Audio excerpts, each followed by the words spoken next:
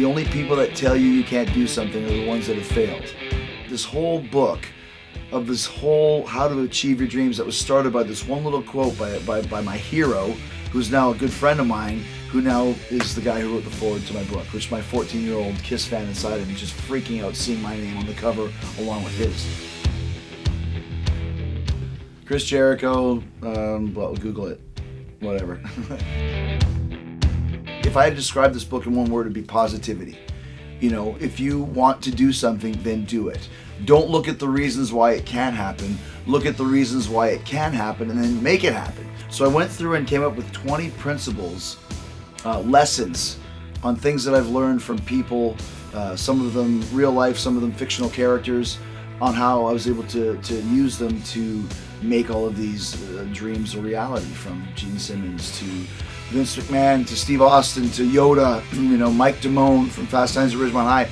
A lot of different little thoughts and nuggets and bubbles, and put them together. So it's become kind of a manual on how you can achieve these things that you always wanted to achieve in your life. One of the most ridiculous stories is me going to the Rock and Roll Hall of Fame ceremony, which I go to every year, basically stalking Paul McCartney, following him, telling him that I'll protect him from the ninjas. And I'm like, well, why did I say that? But then he gives me a high five, then I'm excited. I go into the bathroom, and Yoko Ono is coming in the bathroom, so everyone has to clear out. Everyone clears out except for me. I go hide in a stall and just wait for her to come in. Why? I don't know what I'm gonna do, but I remember thinking, this is gonna make such a great story for my next book. I might get dragged out of here and get the shit kicked out of me by these giant security guards that are following her around. But no, I go and sit on the toilet, like crouch on it like you're a teenager hiding from Jason in a Friday the 13th movie.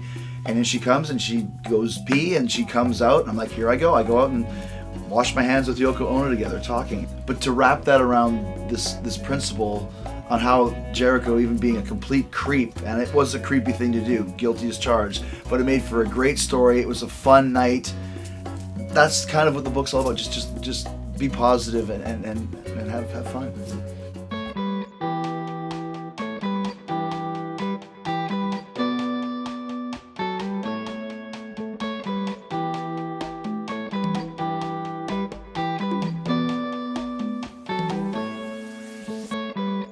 It's all about connecting with the fans. If you can make people excited to see you and know that no matter what you're doing, that they're going to enjoy it 99% of the time. I mean, that's my whole career, you know. When people see Chris Jericho's name on a book, on a record, see me coming out to the ring, or everything between podcasts, they know that I'm giving it 1,000%, and chances are you're going to like it.